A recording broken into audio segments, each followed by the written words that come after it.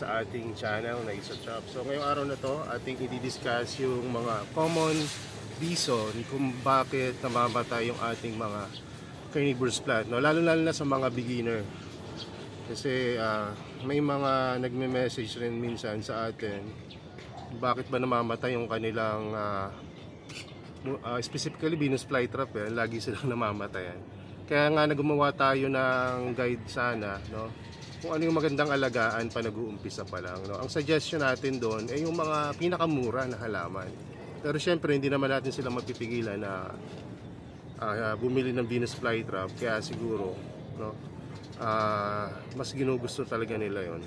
So ngayon, ito yung mga reason. Naglista na ako para at least madaanan natin lahat ng mga, no, posibleng maging dahilan kung bakit namamatay yung inyong mga plants. So unang-una, sabi dito, ito nilista ko to kanina bago ako umakyat. So unang-una, yung galaw ng galaw. No, pagka bago kasi yung halaman mo, let's say ka-re-receive mo lang, syempre yung tendency niyan, tignan mo kung ano itsura, okay ba nung nakarating, okay naman yon. Pero yung sobra-sobra na pag no, sobra-sobra na ilalagay yung bawa. Yung isang ano na ito laging nangyayari. Sabi kasi lagay sa pulsan, wala kang pulsan na access. So ang ginagawa mo, ilalagay mo sa kusina sa umaga dahil nandun ang pulsan. Pagdating ng tanghali, yung bandang labas naman ng sala, at sa gabi naman or sa hapon, no, ay ilalagay mo siya dun sa lugar na mas naaarawan siya. No, kaya nagagalaw siya, o kaya naman, no, lagi mong tinitest kung talagang nagko-close ba talaga yung mga traps. Pero ang pinaka the best noon, no, ay ilagay mo siya doon sa nakaka-access siya ng morning sunlight, at kahit papaano meron pa rin siyang reflective light o yung liwanag na kahit na hindi direkta na kaka-receive siya ng liwanag na yon, no, para hindi ka nang galaw ng galaw. Pangalawa, no, dahil kare-receive mo pa lang yan, ibig sabihin, malamang yung nagpadala sa inyo yan o nagbenta sa inyo, lalo na kung sa amin galing, ay bago yung medium yan. Kung hindi man, nahugasan na yan or na, kumbaga, na-wash, no, ng low minerals, no. At ang tanging minsan na ano namin yan, na instruction, ay inyo lang diligan ng wagas. Ibig sabihin, pag dinidiligan ng wagas, didiligan nyo siya ng mga 1 to 2 minutes, no, na dire-diretso. Bakit kaya natin dinidiligan ng ganung katagal? At parang kakaiba yung instruction na yun, sir, Kuya Brian. So ang dahilan kung bakit natin siya pinadidiligan ng ganung katagal ay para mawash yung halaman, no, mawash yung medium, no, at mag-settle rin yung medium. Kasi sa biyahe, alam niyo na, di ba, lalamove. Kahit na lalamove yan at within that day nyo lang nakuha, syempre dumadaan sa humps at malayo-layo rin yan yung binabiyahe nila. At isipin nyo kung JNT pa yan at Flash Express, alam nyo na kung paano yan nila hinahandle. So kailangan po wag nyong palaging ginagalaw. Isipin nyo po palagi, hindi ito hayop, no, na pwede nyong igala, no. Ito'y halaman na dapat naka-stay lang siya. Kasi di ba sa wild, dun lang siya sa presyo na yun at mag-a-adjust siya base doon sa sunlight na binigay nyo, no? Kaya ako sinabi nung una na nakaka-receive siya ng morning sunlight, kasi ang morning sunlight napakahalaga niyan sa mga halaman, lalo na sa mga, no, sa mga, kahit sa mga hindi carnivorous plant, no. Ibig sabihin mahalaga rin siya sa atin, sa mga carnivorous plant, at kahit sa atin sa tao, no, napakahalaga ng morning sunlight. So pangalawa, no, ay repat ng repat, no. So hindi rin maganda na repat ka ng repat. Okay na yun, halimbawa dumating sa'yo, hindi mo na gustuhan yung medium niya at sa tingin mo ay may available ka naman na magandang medium, pwede mo yun i-repat, no. Pero yung pagka-repat mo, mamaya may kita mo parang nag-close yung mga traps, tapos nangitim yung mga traps, no, hindi siguro maganda yung medium ko, tapos i-repat mo na naman, no. Hindi mo pa nga na ano, kumbaga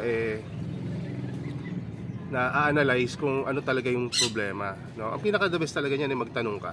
Pero kung sakaling ire-repat mo man to pagkadating, make sure na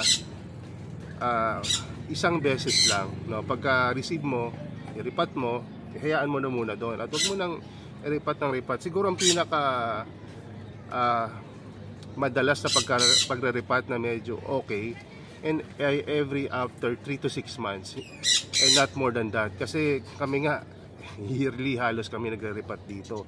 Or kung halimbawa magkaroon ng problema at kailangan talagang i-ripat nyo. Pero no, iwasan nyo yung ripat ng ripat. Alam nyo, pagka ni-ripat nyo to, ang mangyayari, mag-a-adjust na naman siya sa bago niyang medium, kasi una-una nagalaw nyo yung root system, no? So mag-a-adjust na naman siya, kaya nagkakaroon ng pangingitim at minsan hindi na gumagana ibang traps. So kailangan yung hintayin yung bagong growth, no? At yung bagong growth, ayun na yung active yung mga traps nila. Yan. So kung may mga tanong kayo, pwede nyo i-comment sa baba. So sumunod, overfeeding, no? At ito yung napaka-common sa mga baguhan, kasi pagka na first time mo magkaroon ng carnivorous plant, syempre Venus flytrap yan, nakikita mo sa internet, pinapakain niya ng kung ano-ano, pero sa totoo lang, sa wild, wala naman nagpapakain dyan, at kayang-kaya nila manghuli ng sarili nilang pagkain, kaya hindi mo kailangan pakainin. Kung sakasakali lang talaga na gusto mo siyang pakainin, ang suggestion ko ganito, isang traps lang ang papakainin mo, at yung papakainin mo ay yung nakabuka na ng medyo matagal-tagal, yung hindi naman yung pinakaluma, no? Yung nasa gitna na traps, no? Pag sinabi ko nasa gitna, sige, pakita ko sa inyo, no? Saan ba yung camera natin? Ito, ayan. So eto, syempre mga hindi pa yan active kung hindi pa nabukas, no? Pero etong mga to, ayan, active yung mga yan. So ayan, pwede nyo pakainin. At ang suggestion ko nga, isang traps lang, kasi kung papakainin nyo lahat, no, una-una hindi maganda tignan pagka naka-close lahat ng traps, no? Kaya isa lang sinabi ko, kasi yun ay enough na para i-sustain at mag-progress yung halaman na lumaki. Pero kung sakali na hindi nyo siya papakainin, lalaki pa rin naman yan, kasi nagpo-photosynthesis rin itong carnivorous plant kahit na carnivorous siya. So once napakain mo na yung isang traps, no, hintayin mo siyang matunaw. Usually it will take siguro mga kulang-kulang 1 linggo, no, bago yan matunaw. Tapos ang mangyayari niyan, mag-o-open uli. Minsan yung nag-open na traps na yun, pwede pang kumain, pero minsan, no, hindi na, no. Ayun yung mga kumbaga observation na matatagal na nag-aalaga. Pero dito nakita ako dati, no, kaya nilang kumain ng 1 to 3, no, per trap. Kaya kung isipin nyo, kung papakainin ko lahat, edi namatay lahat ng bunganga ng aking Venus flytrap. So ayan, no, 1 trap at a time nyo lang ipapakain, no. Pagka natunaw na, nag-open na uli, pakainin nyo na uli. Alin yung papakainin nyo? Maaring yung same trap or yung iba pa, no?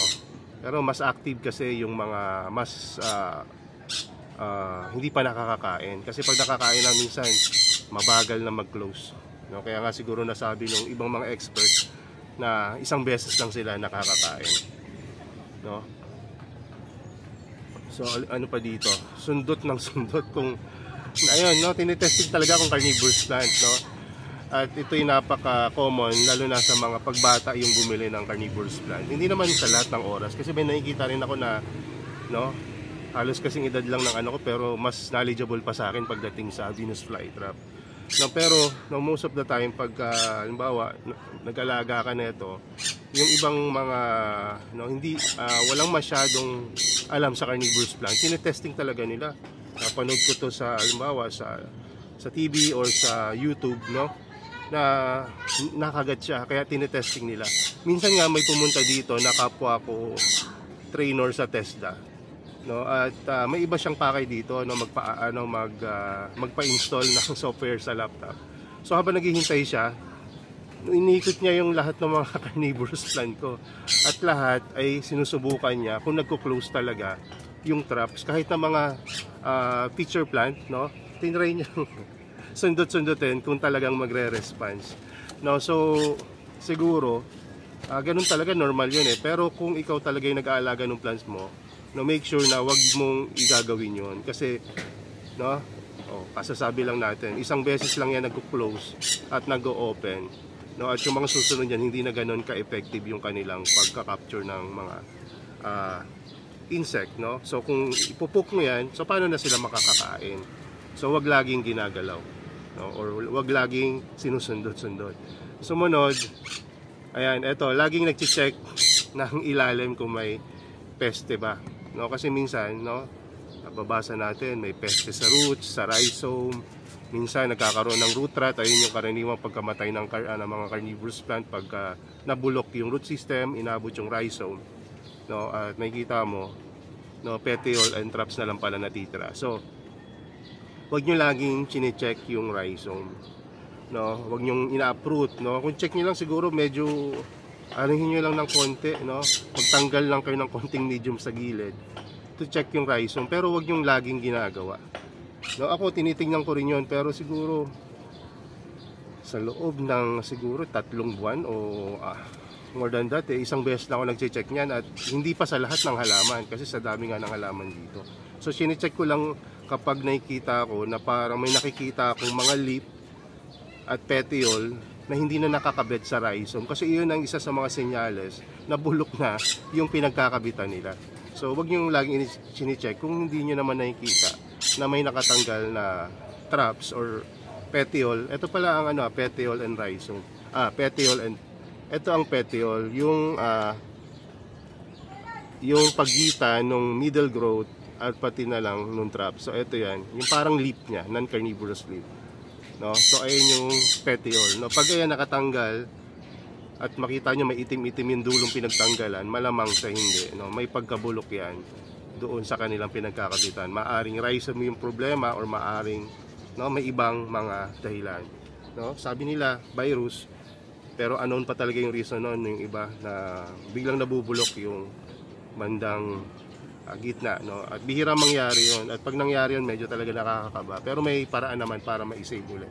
So nandito si Samsam dito.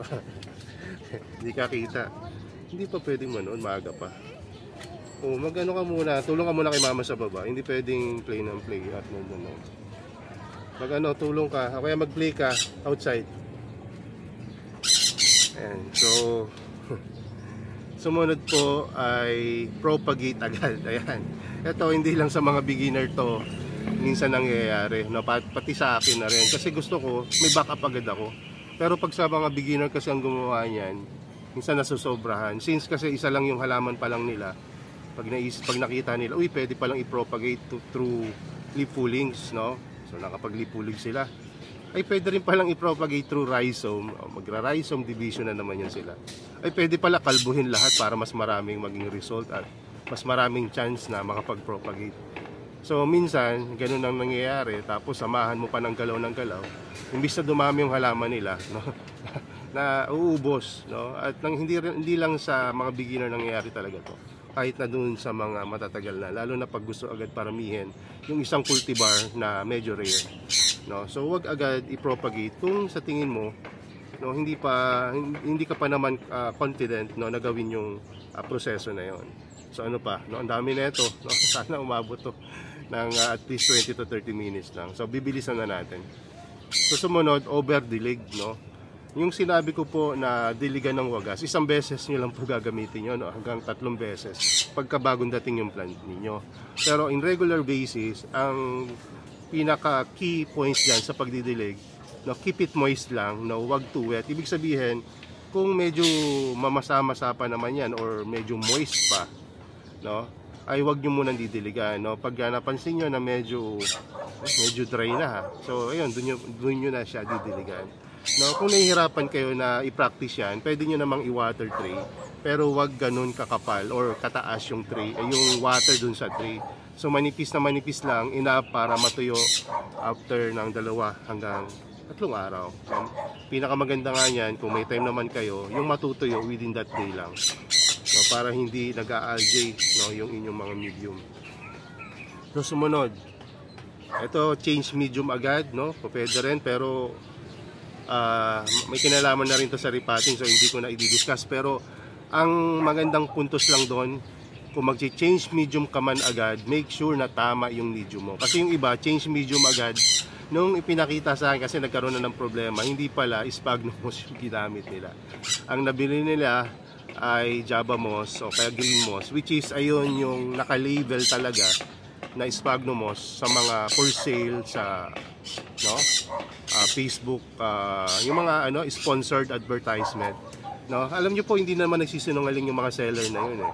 No, ayun talaga ang tawag sa mga moss na yun. Sphagnum moss kasi yung tawag kapag nasa ibang mga hobby, no, yung mga moss na yun. Pero sa atin, very specific yung ating sphagnum moss, which is yung sphagnum moss po talaga na pinagtutubuan ng mga carnivorous plant.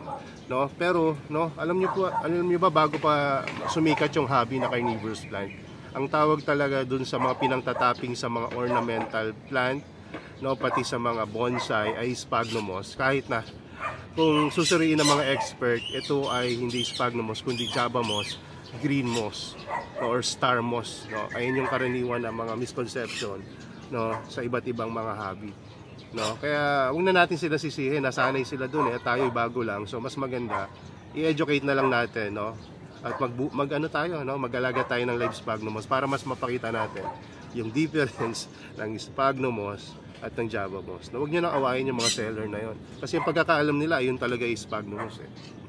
No, sumunod. Nilubog. Ayun, ito. Pag tinanim, nilulubog ng gusto. No, ang mga Venus flytrap and other carnivorous plant, no, minsan talagang nalubog sila ng sarili, no, pag sobrang init or matindi yung grow light mo. No, nalubog sila, no. Minsan kaya naman nilang gawin yon, pero most of the time kung beginner yung nag-aalaga, no, eh syempre pag beginner ang laging ginagawa niya para safe water tray. Kung nasa ilalim yung inyong plants as naka water tray kayo, napakataas ng tsansa na matunaw yung inyong halaman, no, kasi nasa ilalim nga, pag nasa ilalim laging basa yan, hindi masyadong naarawan, algae agad. Tapos kung syempre sa ilalim mas maraming mga insekto dyan na pwedeng kumain sa kanila na gutom, no, kakainin niya, no, basta kahit sabihin yung good insect naman to, like nightcrawler or yung bulate o kaya yung mga springtails, no, mababait yan, no, at tagakain niya ng mga dead leaf or algae, no, doon sa ating medium. Pero pag ayan talagang nagutom na, no, pagka overpopulated na yung inyong paso ng ganong klase ng mga insekto, no choice, no, kakainin talaga niyan kahit na hindi pa bulok, no, at ayun yung masasapitin ng halaman nyo kapag sumobra naman yung pagkalubog ng pagkakatanim ng halaman nyo. So kailangan saktong-sakto lang. Ano ba yung talagang exactly na saktong-sakto lang na pagkakatanim, no, dapat nakalabas po yung ito yung pinaka new growth niya, nakasalabas yan. Tapos no, mas maganda kung lahat ng new growth kahit na yung papalabas pa lang, no, nasa labas na. Kapag ayan napailalim, no, ay medyo mahirap, no. Ito po ay hindi lang nangyayari sa mga Venus flytrap and other carnivorous plant, no. Nung nag-alaga ako dati ng strawberry, ganun rin nagiging problema nila pagka masyadong lubog or masyadong mabasa yung medium na nag-crown rot. So parang ganun din yung epekto nun sa ating mga carnivorous plants. So ano pa? Ayan, pinababayaan at kinakalimutan, no. So nangyari to sa akin nung una kong na-acquire yung Venus flytrap ko, no. Kasi sabi doon sa guide, no, nung dati, tatlo lang naman no, ang dapat mong sundin. Napakadali daw mag-alaga ng carnivorous plant or Venus flytrap. Pulsan, sphagnum moss and perlite, and low TDS or low total dissolved solid na water. So sabi ko napakadali lang naman nun. So ang gagawin ko, ilalabas ko siya para pulsan. Hindi ko na kailangan baguhin yung medium, may medium na, no, kailan nakalagay lang sa maliit na napakaliit na paso. No, maliit pa dito sa paso na hawak ko ngayon. So imagine, napakaliit ng paso na yan. Sabi ko, kung hindi ko naman problema ng yung tubig, kasi madalas umulan nung time na yon. So ang ginawa ko, nilabas ko lang siya. Sabi ko hindi ko nadidiligan to dahil yung aming tap water mataas, so aasad na lang ako sa ulan. Pangalawa, pulsan, talagang pulsan yung pinaglagyan ko sa kanya. Pangatlo, low TDS, low mineral medium. So hindi ko na kailangan palitan. So inilabas ko na lang, no? So, nabisi ako ng 2 araw. Pagbalik ko dun sa halaman, sabi patay na. So, anong mali doon sa ginawa ko? Unang-una, dahil sabi ko nga pinulsan ko agad. Kare-receive ko lang nung halaman. No, yung bagong halaman need ng acclimation or pagsasanay sa bagong growing area dahil malamang nung binili mo yan, nasa plastic yan ng ilang araw tapos nakarating sa'yo, kailangan mo siyang sanayin uli sa outdoor. Pangalawa, pagdating sa tubig, sabi ko uulan naman. Hindi umulan. Naging problema, hindi umulan. So although diniligan ko siya bago ko iniwan doon, hindi umulan ng 2 araw. Sa liit ng pasunon, natuyo agad yung medium. At nung nakita nung aking mga kasama dito, diniligan nila ng tap water kasi hindi naman nila alam yung pag-aalaga Tapos nung nakita ako, yun, patay na. So kaninong pagkakamali yun? Doon ba sa nagdilig ng tap water? Hindi. Unang-una, responsibilidad mo yun kasi halaman mo yun. Diniligan nila kasi hindi mo diniligan. So dapat hindi pinababayaan kapag nag-acquire ka ng halaman. Any halaman, kailangan be responsible keeper ng inyong mga plants. Sumunod, tinanim direct sa lupa. Ito nangyari talaga to. May bumili sa akin dati. Nagpadala ako ng mga guide, pero nagtataka sa kanya, hindi man lang niya binabasa. At basta nag-check out siya siguro sa Shopee, at binayaran niya, hinintay niya dumating, na-receive niya. Tapos, yan, inalagaan niya. Since siguro dati na siya nag-aalaga, kasi ayun yung naging perception ko dun sa kanyang mga message sa akin nung nagka-problema na. Ang sabi niya, marami kasi akong tanim dito, tsaka marunong, daw siya, kumbaga may sinabi pa nga siya, isa daw siyang agriculturist. Sabi ko, okay, so ang ginawa niya, tinanim niya sa tabi ng puno, dun direkta sa lupa. At ang masama pa nun, pinangdilig niya pa parang tubig balon. Kaya kinabukasan, within that 24 hours, pagkita niya dun sa halaman, kulay itim na.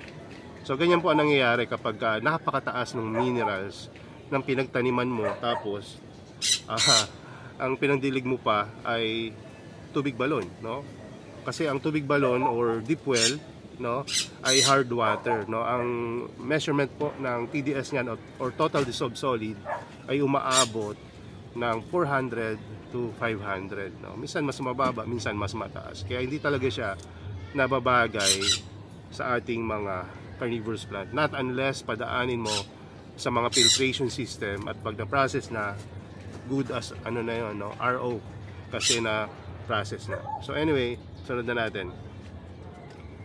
Nilagyan ng abono. Ayan, isa pa. Dahil napapansin nila ang bagal lumaki ng halaman nila. Dahil slow grower naman talaga ang Venus flytrap. At hindi ito lumalaki ng malaking-malaki na kaya makakain ng unggoy o ng tao. Ang pinakamalaki na ito ay 2 inches lang per trap. So hindi siya ganun kalaking halaman. Kaya ito ay slow grower pa. So hindi mo talaga asahan na pagkabili mo after ng isang linggo, malaki agad. May mga chances or instances na minsan nagugustuhan ng halaman yung kanyang bagong growing condition. Within 2 to 3 weeks, gumaganda agad yung halaman. Nangyayari yun. At minsan, mga baguhan pa ang nakakaranas nito. Kasi sinusunod talaga nila yung basic. At pag sinunod nila to at in the right condition na meron sila at resources, napapaganda nila yung halaman. Dito ka kasi kung gusto mo makita sa camera. Dito ka, halika dito. Ayan, gusto kasi nakakaway-kaway, hindi naman siya nakikita. Huwag mo baka mahulog yung ating camera. So ito, nilagyan ng tubig balon. Ayan, nasabi ko na rin yan. Ito. Ginagawa.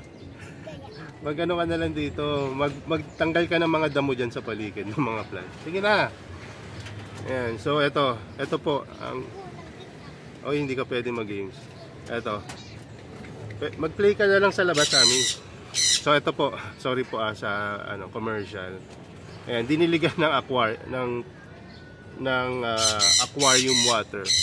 Hindi lang po 1 o 2 beses ko to narinig Pero karamihan kasi na nag-aalaga ng carnivorous plant, usually may alaga na silang mga isda o kaya yung iba naman nag-aalaga ng ibang exotic animals, no? So ang nangyari, may aquarium sila, no?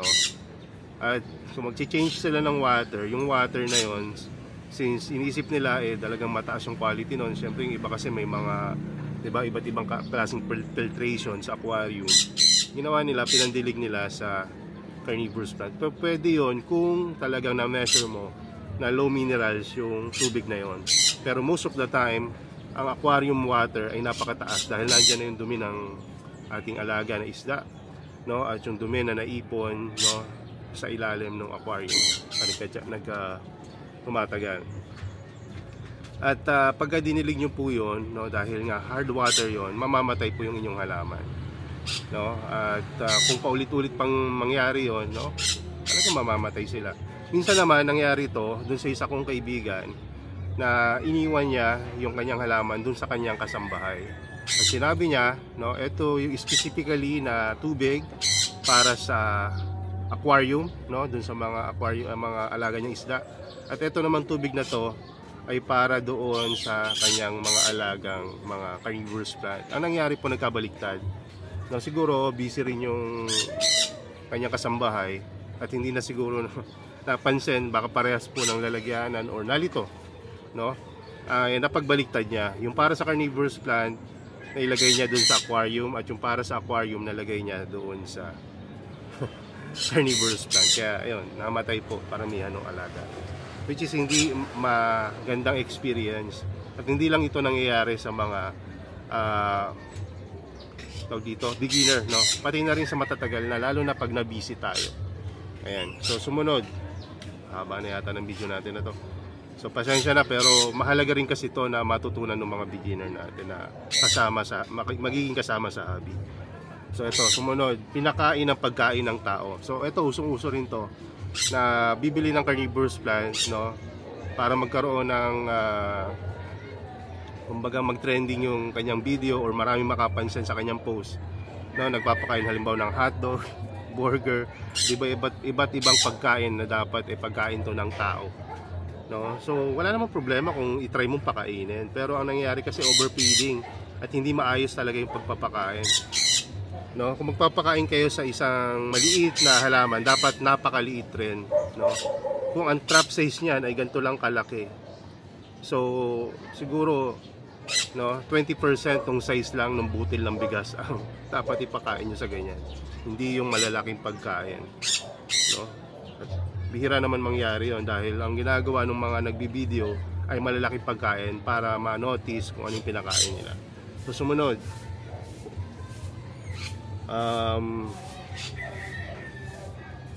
ito, hindi nagtanong, sabi nila. Nangyayari to madalas sa mga pag na-order online, no, bibili sila, no, tapos alagaan nila base na doon sa gusto nilang pag-aalaga or maaaring nakapag-research na sila na kaunti, no. Tapos pa nagka-problema, doon na sila magtatanong sa binila nila, no. At pag nakita namin, no, parang huli ng lahat, no, pero pilit pa rin namin yun na isi-save kasi nga kung nandito yun, no, alam natin kung anong gagawin. Kaya lang nandun sa kanila.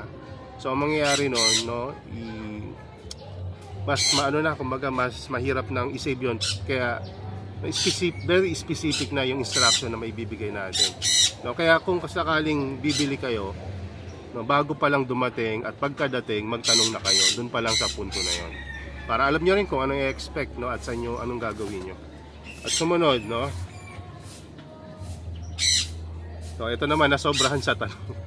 Nangyari to, no, tanong ng tanong, no, at nung sa dami ng tanong wala siyang naalala doon, no, kaya hindi rin niya na-apply ng maayos. Sumunod,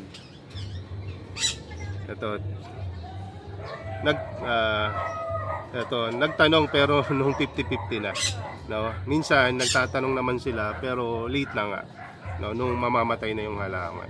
Kaya, no, kumbaga para sa isang seller at hobbyist na rin, no, parang nakakalungkot rin yun, no, na may bumili sa'yo, siyempre gumastos sila ng hindi naman biro yung halaga ng halaman natin, tapos namatay, no. Mas maganda po talaga kung magtatanong kayo pagka bago pa lang at wala pang problema. At kung magka-problema, magtanong kayo, no, hanggat ma-resolve yung problema nyo na yon.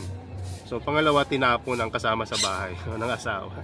Ayan, kasi minsan mahal talaga yung halaman, no, at wala na ng budget, no, tapos bibili pa, so minsan tinatapon niya, no, kasama sa bahay. Pero ang gawin nyo na lang, no, bumili ka kayo nung mga sa tingin nyo kaya nyong no, kumbaga sustainable para sa inyo. Bili muna kayo ng mga mura, no, bago kayo pumunta sa mas mahal. No, at paliwanag nyo rin sa asawa nyo na bumili kayo ng halaman na ganito. Malay nyo, siya pa yung maging isa sa mga pwedeng tumulong sa inyo sa pag-aalaga ng halaman nyo. Sumunod, kinain ng daga. So ito, parang napaka-rare naman, pero sa totoo lang, kahit dito sa amin, no, nangyayari yon. Kaya isang paraan para maiwasan na makain yung inyong halaman ng daga, ilagay nyo sa safe na lugar, no? Kung meron kayong mga lumang cage dyan, pwede nyo gamitin yon as parang mini greenhouse para hindi maabot ng mga daga, no? Ayan. So ito, napiling nesting materials ng ibon. So kaya nga, no, kung nasa bird cage yan or nasa maliit na parang makeshift na greenhouse, kahit mga ibon hindi ma-access yan. So minsan kasi nagiging nagiging parang gustong nesting materials ng ibon yung sphagnum moss. Kaya nga lang, dahil mas fresh at buhay yung halaman nyo, ayun yung kanilang ginagawang parang snacks. Kasi imagine, may nectar din yan, kumbaga may matamis na parte rin yung carnivorous plant, kaya no, kinukuha rin nila. At hindi rin naman kasalanan ng ibon yun, no? Binuyang yung mo nilagay sa outdoor, no? At karanasan natin dito yan madalas, at may mga video tayo tungkol dyan. Sumunod, ito malapit na tayo matapos, no? Ito, pinanindigan yung bahala ka na technique, no? Alam nyo ba, merong isang technique na minsan effective naman talaga, no? Ito yung tinatawag na bahala ka na technique, yung tipong alagaan mo siya, ibigay mo lang yung basic, iwanan mo na, no? At kung water tray napakataas, mabubuhay naman yan kung mabubuhay. Totoo po yun, no? May mga halaman na gano'n na hardy, no? Pero hindi sa lahat ng oras effective po ang bahala ka na technique. And most of the time, and I think 70% of the time, or more than 70% of the time, namamatay yung halaman kung pinababayaan mo. So hindi po dapat pinapractice lagi yung bahala ka na technique, lalo na kung wala ka pang previous knowledge sa paano mag-alaga ng carnivorous plant. Sumunod, ito kinulang ng design.